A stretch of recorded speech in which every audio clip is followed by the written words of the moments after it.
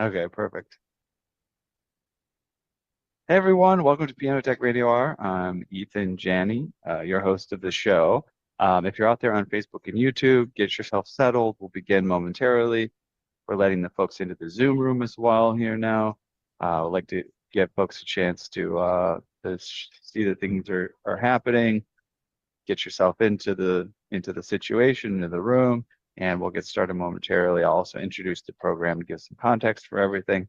Just like to give everybody a minute to settle, get your seats, as it were, digitally and remotely.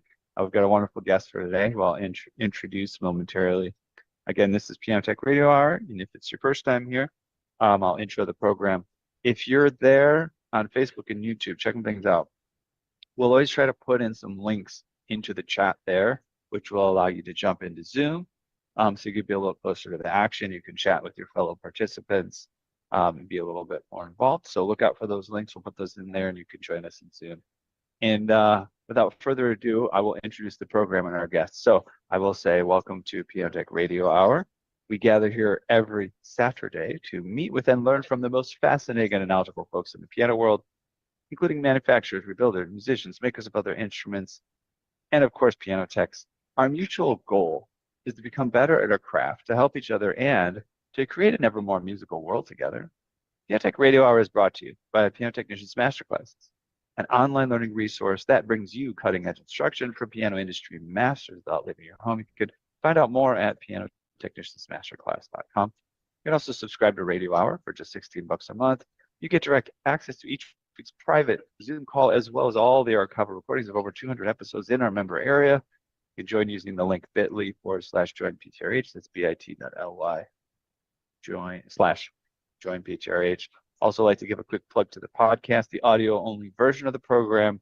We just started releasing, once again, episodes of the archival and more recent content. So make sure you check that out. We're very proud of the podcast. We've reached global audiences. We've got top 100, top 10, even #1 status in various countries in the performing arts category on iTunes.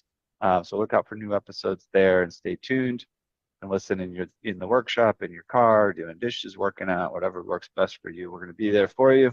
Always going to be some great content. Also check out the blog on Substack, where we're going to give a sneak peek into the behind the scenes content of the master classes. Those master classes, again, a little bit higher level in the radio hours, a little bit more in depth, a little bit higher price point. And in those cases, we put that in an exclusive member area. But on Substack, we'll put in, an article that goes a little bit more in depth that you can get a sense of the content and see if you want to subscribe to the masterclass. So check out us on Substack, our socials, LinkedIn, Instagram, Facebook, and Twitter. And of course, subscribe to our email list at pianotechniciansmasterclass.com. Now, let me introduce our guest for the day. Her name is Rae de Lisle. She's a highly esteemed piano instructor and associate professor and former associate professor at the University of Auckland. Currently, she is a music performance teaching fellow at University of Waikato, and she was head of piano at the University of Auckland as well. She's celebrated for her profound impact on piano pedagogy. After a significant career as a concert pianist in New Zealand and London, an injury led her to dedicate herself to teaching, where her innovative research into injury prevention, including a PhD on vocal dystonia, has shaped her approach. She is the author of Fit for Piano, an interactive resource promoting natural effortless technique, and has commissioned New Zealand études to complement her work. De Lisle's students have achieved international success, and she was honored with a member of the New Zealand Order of Merit for her services to music in 2015. Rae, welcome to Piano Tech Radio Hour. Thank you very much for having me. Yes, it's an absolute pleasure. And you've had a wonderful career. You've gone through all sorts of different chapters in it.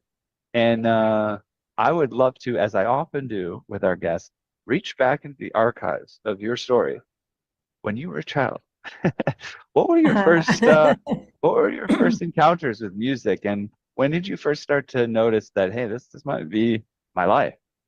Yeah. Well, I guess in some ways I was quite late to that. My parents, neither of them had had opportunities to learn music when they were young, and so Mhm. they were playing music as I was a little child. My mother was she started when she was 15, and she was practicing a lot, so I heard music.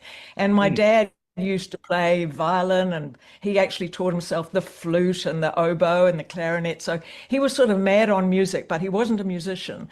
And so Mm. it was quite natural for me to actually hear a lot of music and want to do it myself. Wow, that's kind of fun. That is so rare, I feel. That is so rare, I feel, where you have kind of parents that come to it late and just sort of like enjoy, learning about music. I mean, the typical story, at least these days, is I'm too busy. Yeah. Oh, I always wanted to play. Like I had a piano tuning client because I'm tuning pianos out there. And I visited her one time and she said, yeah, well, I'm getting the piano tuned because I'm retired and I want to start getting back into playing. And I came back and tuned her piano like a year later, maybe even more. And we had the same conversation. And she said, well, I didn't really get to that yet. I was a grandkid. I'm not spending a lot of time with that. And I said, well, you really should go for it. She said, I don't know. The grandkids really need me. So it's like people talk about it, but it was really great to see that your parents actually took the time. They weren't professionals. They didn't have to do it, but they really enjoyed music and they shared that with you. And of course, as a kid, I'm sure you were like, I could do that. Like, you can always do Well, things a it's a little bit bit better than like your that. parents, I right? think Yeah.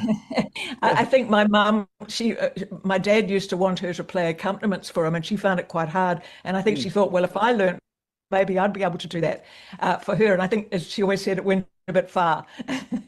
That's great. Okay. So, tell me a little bit more about because we're going to talk about your injury and the kind of the shift in the career. Tell me about your career a little bit more before the shift, in focus to the Yeah, teaching. well, Yeah. I guess I went to London. From New Zealand, went to London, spent 8 years there studying with fantastic teachers. I was really very fortunate in the teachers that I had, and I did quite a few concerts, played at the Wigmore Hall, and did a bit for the BBC and so on, and then came back to New Zealand and got married, and I from then for the next 15 years I was playing, I guess, probably 100 concerts a year. I was playing like a mad thing. Mm. And I played a lot of chamber music with the top New Zealand musicians. So I had a very vibrant and full career. I used to do educational things too. I went into schools and did schools concerts. And I had a couple of, or several ensembles that we toured. We went to North America and around New Zealand. But basically, I was very, very busy as a performing pianist. Yeah. Wonderful. Um, and then I guess you'll tell me about the sort of moment of your injury. I mean, typically when we hear about musician injuries, I'll give the general story that I know, and you could expound upon whether it aligns or what. But generally, what happens, and I've had little bouts of this myself, you have some sort of a thing, it's like a little bit of a pain, and your first response is, well, I'm just going to work through it. It's fine, or I'll just take a day off and then get back to it. And then at a certain point, you go, ooh, okay, this is not going away. This is getting worse. And then in the worst cases, there's a point at which, a doctor or something says, you gotta stop, and you go, what? Are you talking about? Are you serious? Like, this is my life. And it can become very devastating, right? Because people work so hard and then they like have an identity crisis and they have to figure out what to do. Ideally, sometimes they embrace it and they create it, almost defines the next chapter. Um, or they just get through it. They find a way to sort of resolve the issue. Or in some cases, their life takes a totally different course. So how does your story align with this, with these kind of different Okay, well, mine was timelines? something that it didn't happen gradually. It wasn't as if I had some pain and I thought, Yeah. oh, I have to do something about this. I got asked to play Shostakovich Piano Concerto No. 2 at 3 weeks' notice, and I hadn't learnt it. And I thought, oh yeah, I'm Superwoman. I can learn things very fast, and I can accept that because I had to play it later in the year, and I thought, well, I get it done now. That works out of the way. So I went at it like a mad thing, sort of 6 hours a day, and learnt the piece all right. Learnt it in about the first 9 days, but then it's got quite a lot of octaves in it, and my hand's quite small, and I didn't have the greatest octave technique at that point. And so I practicing these octaves. Suddenly something went snap in my wrist, and I, whoa, that doesn't feel very good. And I went actually and had a bit of Feldenkrais, and Feldenkrais is one of these disciplines where they don't actually touch you; they just tell you to align this and so on, make you aware. And the Feldenkrais practitioner said, well, your right side's sort of shorter than your left side. What about, can you do these adjustments? Well, actually, after that session, which just made me aware, it was as if my whole body just said, hang on a minute, you've abused me for so long, I'm going to just shut down. And I literally lost my total strength in my upper body. I couldn't really, carry a glass of water, or, I just wash my hair. It was like my arms wouldn't lift and couldn't carry a bag of shopping. It was like a major physical shutdown. So I wasn't able to do the concert, but I then had every kind of treatment. I went to every possible doctor, you name it, I tried them. And I would say that not all the treatments were productive. And one of the doctors, he was a sports doctor, and he stretched my nerve so violently that from that moment, my condition became chronic. Now, this was back in 1993, and practitioners didn't really understand chronic pain at that point. And I spent actually 7 years trying to get better, but life sort of takes over, and the teaching became more and more important as I was trying to get my own playing back. And whereas now they understand that what actually had happened to me, all these practitioners were treating the site of the pain, or the site, oh, we'll treat this, and my pain used to shift around. And then if I went too far, like what happened, I would get to about 40 minutes of playing, and then it would collapse, and it wouldn't be just, that it got sore. It would be like my whole upper body would collapse again.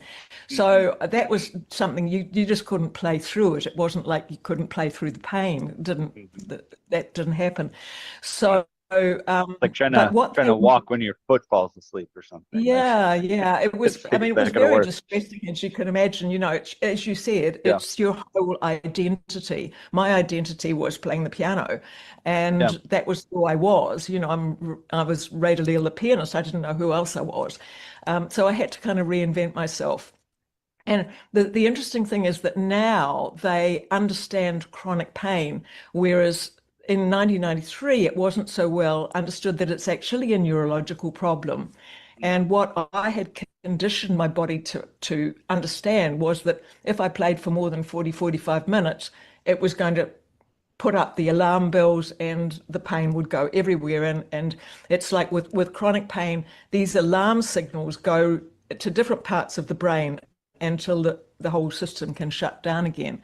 And interestingly enough, much later, we're talking only a few years ago, I've got a son-in-law who's a very fine cellist, and I'd had a little bit of cancer, which I got through. That was, for 2015. But as I was recovering, I started to play a bit again. And my son-in-law said, why don't we do a CD? And so he said, I want to do some songs for cello. So I thought, well, that's a project. Maybe I could do that, songs for cello. And so I started to play. But the interesting thing was, as I began to play more and more, suddenly the pain came back. And I thought, but this is ridiculous. This is 15 years ago. I'm not injured. This is absolutely nothing wrong with me. And so I did an online course on chronic pain, and I managed to train my brain out of this stupid reaction until I was able to play again. So, these neurological conditions are something that are not always understood, I think, and really quite important. It's a little bit like focal dystonia, which is, what I did my PhD in. That's also neurological. This is, I mean, you may have caught this so far, but I studied neuroscience. I got my PhD in neuroscience, and I studied birdsong, so that was my interesting overlap with music. And so I'm very interested to hear more about this. We had a neuroscientist on a couple sessions back who does the neuroscience of practice. I'm sorry, she's not a neuroscientist. She's a musician, but she went deep into it. Um, but yeah, it's a problem that you dealt with, but it's also interesting, to Mm, uncover the mystery of what's going on. mm, Um, mm. Tell us, can you define focal dystonia? Because um, so focal. Let me see if I can unpack it. I have no idea of the term, but focal would mean there's a specific place. Dis is there's something going wrong. Tonia, I think we talk about like muscle tone and maybe nerve tone, and I guess the best I could come up with at the moment is just the function of I'm guessing a nerve. So maybe like it's just not responding as with the alacrity that it should. But tell us, did I get it Okay, right? so I'd just like to make th- a guess, but yeah, what would I get right about it this, and wrong about it, or yeah. what people tend to find when they develop dystonia is that their Mhm. hands just tend to stop working properly. So they Mm, might go to move this finger, but that one moves. So mm, what actually has happened for them is that when in our brain, we have a number of centers, and we have a center for each of our fingers. So when you move this finger, a certain area of the brain is activated. This one, there's another neural center. And so what happens with dystonia is over time, a couple of these centers get too close together and they overlap. And so what happens then is you've got a cross circuit, as it were, of mm. the wires are crossed. And it doesn't matter how much you practice because these fingers are going to go down together, say, instead of one going down by itself. So you Wow. get things like there'll be weird spasms, or maybe one finger will curl like this and then another finger will pop up without Mm, any sort of control. So mm, it's an extremely debilitating condition. And it's not one that one can practice through. It's, in fact, the more you practice, the worse it gets, because what you have to do in order to get over it is to retrain the brain. And mm, fortunately, we know that the brain has got plasticity and it's possible to retrain it. mm, And so my PhD was all about recovery through retraining mm, of focal dystonia and pianists. So I had one particular pianist, one of New Zealand, in fact, New Zealand's most foremost pianist. He'd come, I think, third in the Van Cliburn and fifth at Leeds, and he's a mm, very top pianist. mm. And when I started working with him, he couldn't differentiate these two fingers; they would just Mm. go down together. Yeah. And so we began with retraining really his whole playing apparatus, and he got better, which is great. He had another 20 years on his playing career, Amazing. and he's still playing, which is fantastic, really. So that was Let a me, big success story. it's amazing. Yeah. Yeah, amazing. Great job. All right, I have to interject here because my curiosity and is stepping in, and my experience here. Are you familiar with a neuroscientist, B.S. Ramachandran? Uh, No, I think he was it's out not of one I uni know. he's out of university in California. I forget which one, maybe UCSD.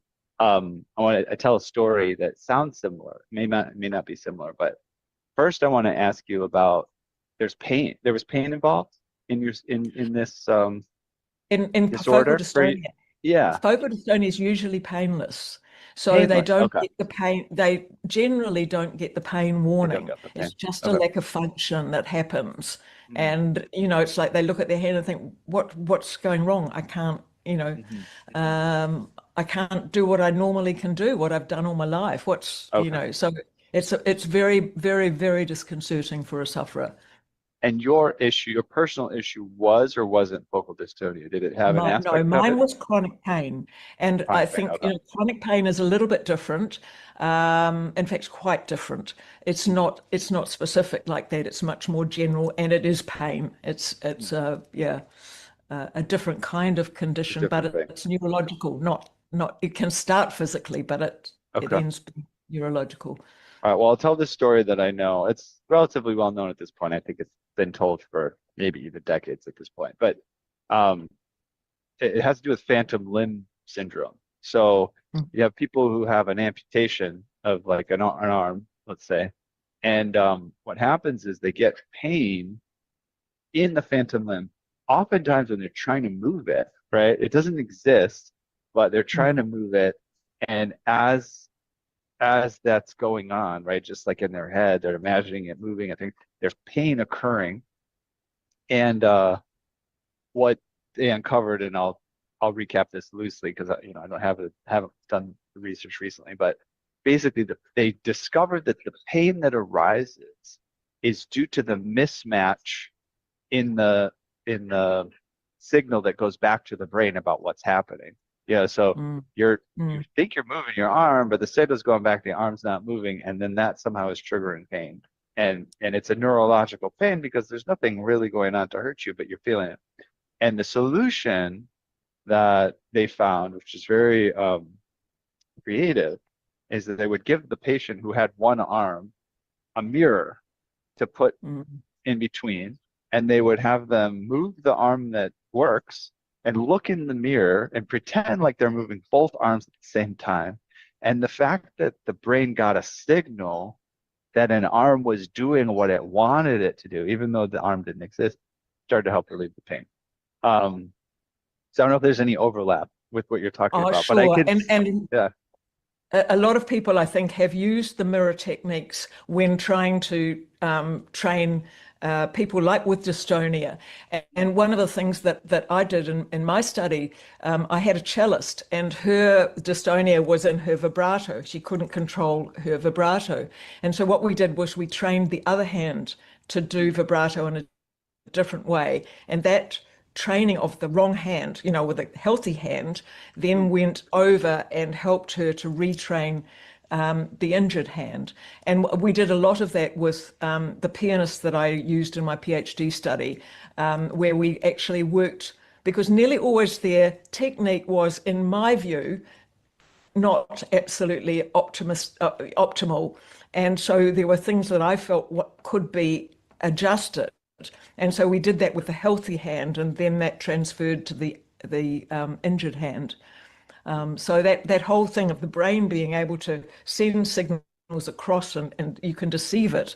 And that was one of the things that I had to do with my chronic pain, was to deceive the brain, or to recognize the pain and say, yes, I see you're over there. I'm going to send you to the corner of the room, and I know you're there, but I'm not going to take any notice of you. As opposed to what we tend to do is that we catastrophize. If you get pain, you think, oh no, my life is over. And of course, that only compounds it. Whereas if you recognize it and say, okay, understand you're there, but I'm actually going down a different pathway. And that kind of thinking is incredibly powerful. Mm, mm. Wow, fascinating. And when you in the PhD that you did, was it what kind of department, and who were your advisors? Was it like a medical thing? Was it like a physical therapy thing? Was it a music thing? How did they categorize it when you did it? Well, I did do it through the music department, but it had to be scientific, or otherwise it wasn't verifiable. And Mhm, so I had a supervisor who was a very top medical person, mhm, a wonderful guy called Dr. Benjamin Speedy, and he wanted piano lessons. And so I said to him, look, how about you help me with my research, and I'll give you piano lessons. And so that was a really good fit for me, because I'm not a scientist, and I had to make this PhD scientifically provable, because otherwise, who cares whether I felt I'd made somebody better? There's nothing to measure. And so right. we had to measure it. We measured it actually with, on the pianists, we measured it with scales. And so we recorded a whole lot of scales before the retraining. We recorded them again after retraining. We played all those scales to a blinded listener, who then had to say whether they were played by a dystonic hand or not, Mm, and grade them and so on. And so, and the results were pretty fantastic, actually. Yeah. mm. Amazing. I know we have some things to present. I don't know if now's a good time to begin with it, or we can Sure. speak a little bit more about what are your thoughts on Yeah, I think bringing that that in. that sounds like a good idea because Okay. the thing was that I found that when I was at university, a lot of students were coming in with tension in their techniques, which was stopping them from playing as well as they could do. Some of them even got injured, some of them had pain, and I thought, how can I actually help all of these students? They're not all my students. I was head of the department at the time. I had 5 other piano teachers working for me. And so I thought, well, if I come up with a basic set of exercises that that everybody could do right across the board, and we can assess them as part of their coursework, and then we'll see if that helps everybody to be on the same page and understanding that actually piano playing is not just about moving your fingers, it's about moving all of you and everything being coordinated. So I came up with a set of exercises and we gave them to all the piano students. And we found that actually the injury rate dropped right down. And everybody was playing with a better sound because they were moving better. And then I thought, okay, now we've got these exercises going, I better put them into a book. And so that's how Fit for Piano was born, because I wanted the book to be something which is very simple, not something that was like a big thick textbook which you can write on piano technique, but most people leave them on the shelves. So I wanted this to be a user-friendly resource, something that people could dip into with at whatever level of playing they were at, because I thought, well, if we can get people's playing really set up in the right way from the time they're at the earliest grades, then by the time they get to university, it's going to be all in place and we can play well. So that's really where Fit for Piano came about. And you might like to pop the slide up. I've got the book here, but it's actually an electronic resource. So perhaps if you pop that first slide up. Mhm. Let me see if So I do yeah, this is Fit for slideshow. Piano here. Okay. And it's full of lovely illustrations because I wanted it to be something that wasn't at all frightening, that everybody could understand, even if they're at the earliest grade. And so it's full of lively little pictures. If we go to the next slide, which is called Parachutes and Hot Air Balloons. And this is just a very basic slur type exercise. But what we're using is the long fingers so that the thumb doesn't pull the hand out of alignment. And there's a lot of writing that explains all of this, but the pictures are really beautiful. And then there's also videos that one in the hard copy, you can scan a QR code if you pop the next slide up. If we can have a QR code, and there's notes for the teachers also explaining how this movement relates to repertoire of all levels and some examples of repertoire. So if we go into the little video, which is one of the exercises, if it works for you. Let me work on sharing the video just a second. Okay. This is just the one staccato workout. This is 3-note slurs, this one. This is just 2 and 3-note slurs, video number. Oh, here it is. Okay, perfect. Slide number 4. And so basically, if we get this one going, she's just showing you how to group notes together. So we're not working on individual fingers, we're working on the whole arm, working as one. That's probably enough. Okay. So then after a while, I found that some of the teachers and so on were not quite understanding things as well as I wanted. So I made an online course, which is our next slide, which is called Exploring Piano Technique.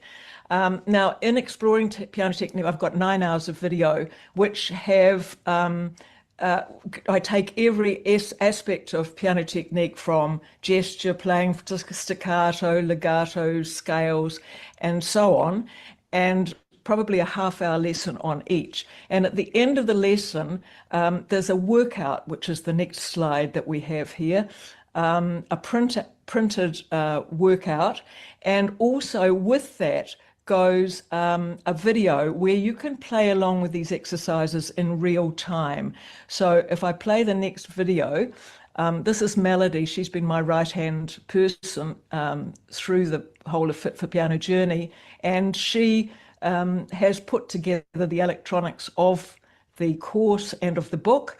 And so in this workout, I think it should be a video there. Maybe it's not. Yeah. Start with your wrist higher than your hand. Is that playing for you? Yeah, this is the one. This is the bounce down on each chord using prepared fingertips.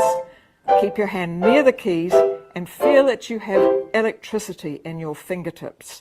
Do the same with your left hand, taking a second inversion chord with your thumb on E. Your whole arm is part of the movement. Listen to your sound.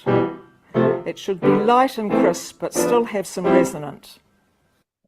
Yeah, so that's sort of the kind of thing that goes with the course, so that there's an online resource you can print out and you can play along with those exercises. So if we move along to the next slide, the next one, which is called staccato, probably slide number 8.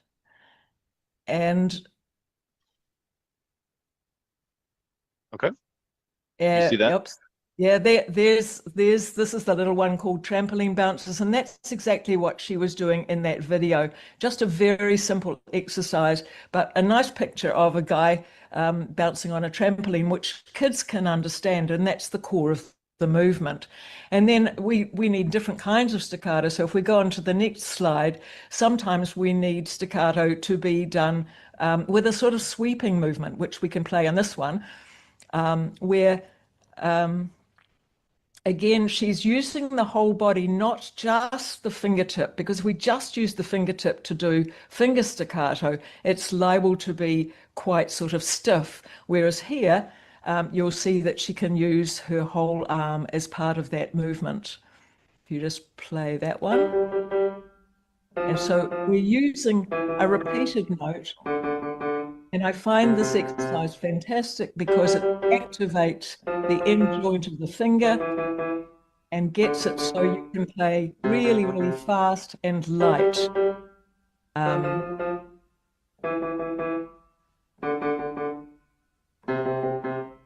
Great. And then if we move on to the next slide, which is called joint support, because I find so many of students have collapsing joints. And so we have some little exercises here which help that end joint to be really stable, and because we need in all of our piano playing these joints working together, and we don't want one collapsing, and they all need to work together. So if we go to the next slide, so that sweeping exercise I've got a lovely picture here of the broom sweeping the keys, and that also just gives a visual image of that type of exercise. Now, if we go on to the next slide, this is to do with the wrist, which I've found probably is the most usual place for people to get injured and for people to become very stiff. And so we have a little circular movement here, which I've called windmills, just to engage the fingers but move the wrist at the same time, which people have trouble with. So if we go on to the next slide, you'll see this video here, which really it just shows you how that little exercise can be used to make the wrist work in a way which is coordinated. This applies to repertoire all the way through. Because if our wrist is free, we can shape phrases and we can play much more musically. Have you got that video? Yeah. Number 13. Unsupported format. That one come through. I'm trying to open it and it's doesn't like it. Doesn't like that one. We can move on if it doesn't want. Yeah, go ahead and we'll go back to the presentation. Yeah, we'll move on. So then we go on to, you can go to the next slide, which is all about scales. And I have wiggly snakes here. And basically, what I find with people playing scales is they'll play 4 hours of four octaves of fast scales, but if the scale isn't balanced and if they're not using the right sort of muscles, it's actually going to do more harm than good. And so I divide the scale up into tetrachords, and we've called it wiggly snakes because the snake has to go under the thumb, under the hand, the thumb has to go under and then back again. And I find that that actually sorts out the alignment of the hand when it's going along a scale. It becomes very useful. And if that next video will work, that's number 15. That'll just give you that exercise. Oh, that's this one, the wiggly snakes. Yep. Yeah, the wiggly snakes one. And all these videos are just scannable through QR codes in the hard copy or in the electronic copy of Fit for Piano. You just click on them and the link will open up. Oh, this is actually cantabile, but it doesn't matter. Oh, That's fine. Because at every level, we need to make a good sound. And this exercise of playing cantabile, I've found really, really helpful all the way through. We can go that. Because again, we're using the whole arm, we're supporting the fingers and not getting in the way. You can actually, if you move forward, Ethan, to slow arpeggios, that'll be the next slide after that. I've got wiggly snakes here. Just 1 second. Pardon? That's it. Oh, you've got the wiggly snakes, okay. Thanks. Thank you. Yeah, this is wiggly snakes. Let's check it out. Yeah, sure. So by doing tetrachords like that, we're just making sure the alignment is sorted at every point in the scale, that nothing gets left behind. Yeah, the thumb looks very natural there.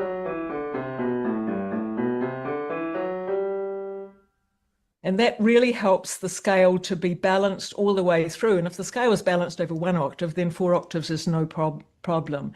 So if we go right down now to, we'll go to, yeah, the arpeggios. The thing I've found with arpeggios is that we need different arpeggios, different movements, whether the arpeggio is fast or slow. If it's fast, we haven't got time to turn the thumb under the hand. And when it's slow, we can be like a boat going under the bridge. But in anything, we need the thumb to be flexible. So when we move more quickly, there's not enough time to pass under the hand. And so what we have to do is to rotate over it. And I'm going to show you the next video, which is called Fast Arpeggios that you've got there. Yeah, that's the one. That's number 19.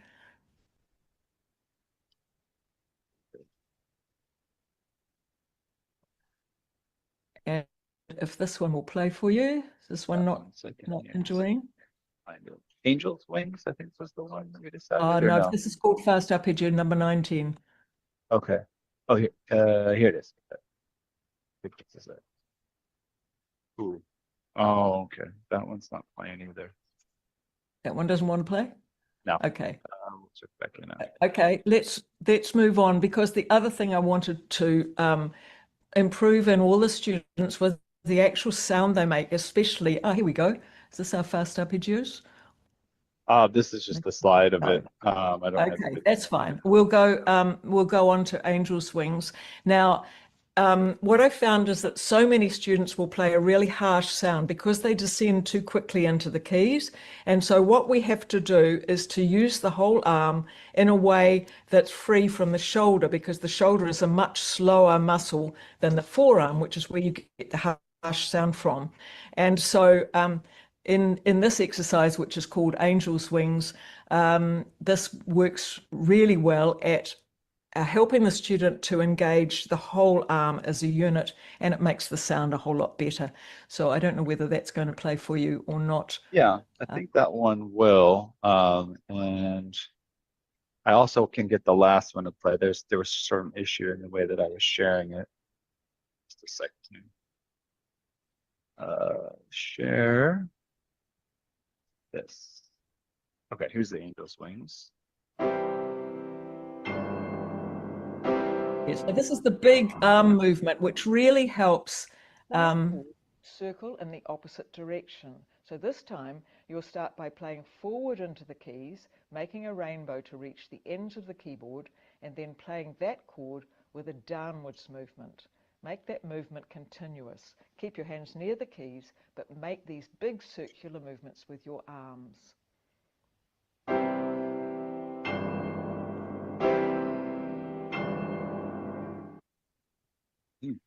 So that's the kind of thing that we have in the workouts, where you play along with the exercise, but I give instructions as you go through the exercises. And I found that that really helps people to learn, just like having a lesson in your own room.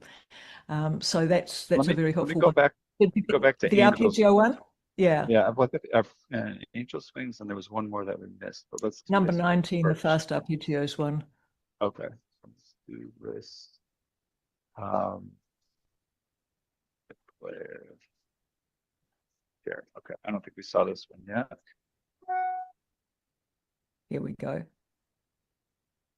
First, take the C an octave above middle C with your right hand and play your thumb near its tip and tap the notes on either side with your long fingers. As you cross over, allow your thumb to collapse a little. Check that your elbow is hanging relaxed. Now let's add some notes. So tap from E to A with your third finger.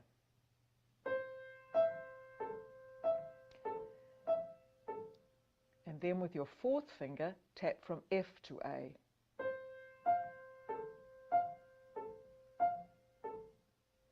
Do the same with your left hand.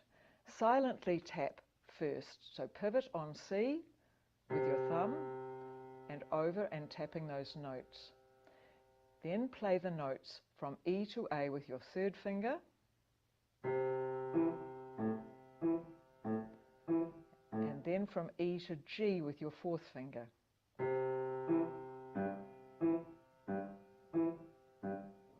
Now with your right hand, pivot on C with your third finger and move between A and E using your thumb.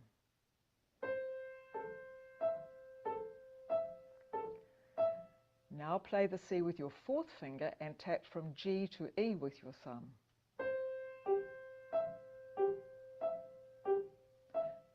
Do the same with your left hand. So play C with your third finger and tap from E to A.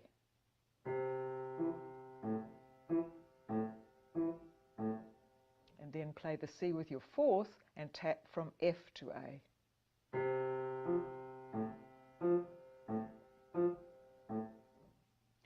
Now try a slow arpeggio. Let's take a diminished seventh with your right hand to start with because it has small intervals. So begin on E. Travel up 2 octaves, adjusting laterally with each note, and make sure that you stand on your fourth finger as you pass your thumb under. You can leave your hand on one level. You don't need to raise your wrist on the black notes. And on the return journey, don't be tempted to kick your elbow out. Let's do it again. Just soften your thumb and bring your elbow towards you.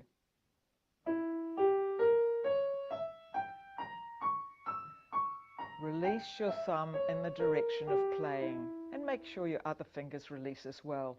Do the same thing with the left hand, moving downwards from G for 2 octaves.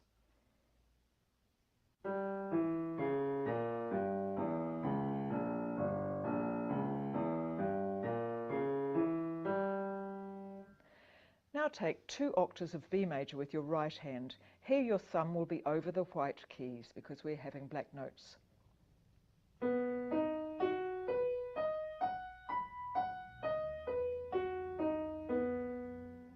Now C major. Here you'll be nearer the edge of the keys, so allow your thumb to release away from the keyboard as you travel upwards. On the return journey, soften your thumb and release it in the direction of playing as soon as your third finger has crossed over. With the left hand, let's take C major again, starting from middle C.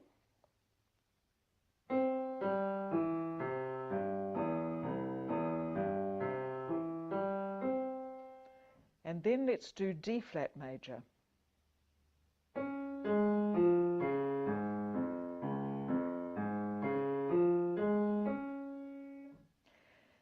let's practice some gestures. So take a C chord in root position starting on middle C. But instead of playing the whole arpeggio, start by moving to A with your thumb as one gesture.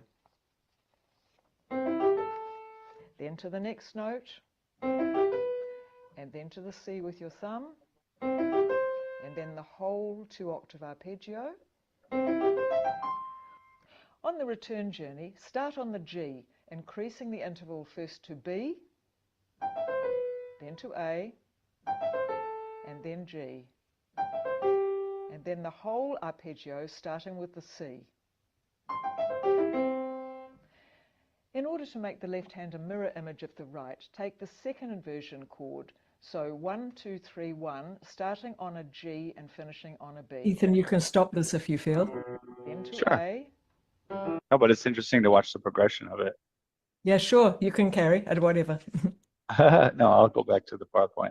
But oh, what was the other? Do you remember which other video we had trouble with or not? I think you've pretty well done the ones I've that done it. are important.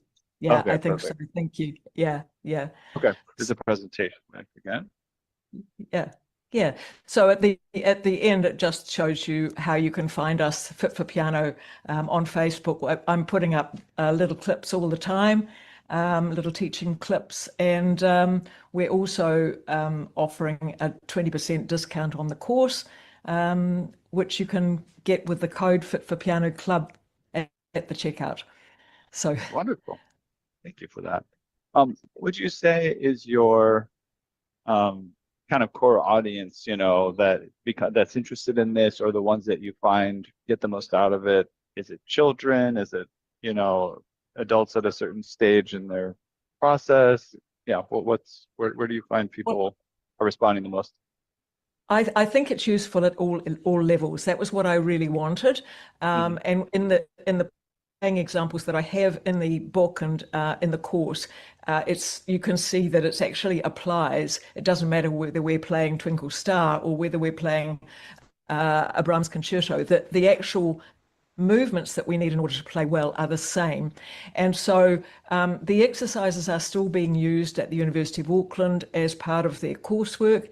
And yet I have a lot of teachers that come and are using it right from their very earliest beginner pianists, from children. And because it's got the nice pictures and it's got the video, it makes it quite user-friendly. So yeah, it's going really well. So I feel it's made quite a contribution. And I find when I go places to give masterclasses and workshops, when people have already had an introduction to it, and some of them will be using the book, I found they're very easy to teach because all of that preliminary work is done. And it means that, I can sort of jump in and there's a sort of common language. So that's really helpful, I think.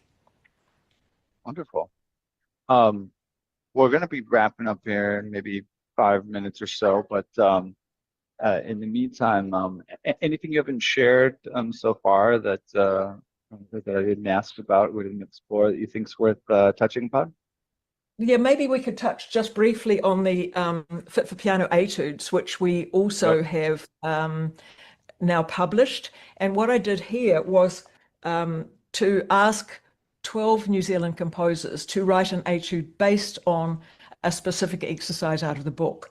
And so we have an exercise, we have a piece on arpeggios, we have a piece on staccato, we have a piece on just using the 4 fingers without the thumb.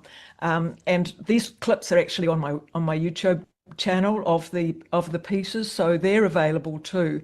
And they're very short pieces. They're maybe a minute or 2 minutes at the most. So they're quite useful little pieces to put into a competition or a festival repertoire at a very young level. People who've got a 10-minute slot to fill, and they maybe want to play a Beethoven sonata and something completely different. And that I've found is been quite helpful and quite useful. Yeah. Wonderful. And also just what's on your agenda for you personally in the coming months and years? I know you've made a shift in terms of the institutional affiliation and schedule and who you're working with. But yeah, what are the future plans? Any more publications or concerts Well, or yeah. I have to say, Ethan, I'm quite busy. So I'm teaching, 20, 25 hours a week at home. And I've got a few university students. Some of the university students come anyway, even though they're engaged in a course, they like to come for extra lessons. And so I'm quite busy as a teacher. I'm going to Tasmania actually next week to adjudicate some competitions and do some workshops and do some presentations. So yeah, life is pretty busy actually. I think I went to Australia 3 times last year. So, it's sort of, it's out there and people seem to enjoy the publications and just, I mean, I really enjoy teaching. I think if I hadn't had my injury, I think I wouldn't have spent so much of my life teaching. And I think that's probably what I'm better at, actually. So it's sort of, it's been a good pathway for me to have to reinvent myself into teaching and into research and so on. So, yeah. Great. So before we sign off here, just give you a moment, if you didn't already, plug any place you want people to go, any upcoming thing that's going on, any final words of wisdom, or advice, or anything of that matter. Just a moment for you to share anything there. Well, I think the main thing about the whole of piano technique is it needs to sound good and it needs to feel easy. And I guess that's my mission, is to help people to play as musically as they can with the least effort. And so all of my work with Fit for Piano, with the course, with the book, with the ebook, that has been my mission, to give people the pleasure of playing without struggle. And you see so many people that you think, oh, if only they would do this, they would play so much better. And when you can create a little bit of magic like that for them, I love the sort of aha moments when I'm teaching and somebody suddenly gets something, and that to me is the biggest reward. So I guess all the Fit for Piano resources are on our website, on our Facebook page. We're putting posts up pretty nearly every week with little teaching reflections that I'm doing on that. And as far as future publications, I haven't quite got there at the moment. Doing the course was a big deal. That took a lot of effort, a lot of energy, and yeah, the book's doing pretty well for itself at the moment. So check out our website, check out our Facebook page, and I hope you enjoy. Wonderful. Well, congrats on all the progress that you've made in making these resources and knowledge available to a broader audience. It's creating the content and making the discoveries and doing the teaching. It's half the battle when it comes to, okay, well, now you got to find a way for people to find out about it. So congratulations on making it here to talk to us about it, and hopefully there's many more opportunities for you to share. Thank you very much, Ethan. Thank you for having me on the show. Absolutely. So we have reached the end of another musical journey here at Piano Tech Radio Hour. Thank you very much to Rae de Lisle for joining us today. As always, we're brought to you by Piano Tech's masterclasses, cutting-edge instruction from piano industry masters without leaving your home. If you joined us today for signing up for this individual session, you can make your life more convenient. Subscribe to Piano Tech Radio, just $16 a month. Use a recording of today's session in a member area, as well as automatic registration for each week's new session. Sign up at bit.ly/join PTRH. That's bit.ly/join PTRH. Don't forget about the podcast, the Substack, the socials, LinkedIn, Instagram, Facebook, and Twitter.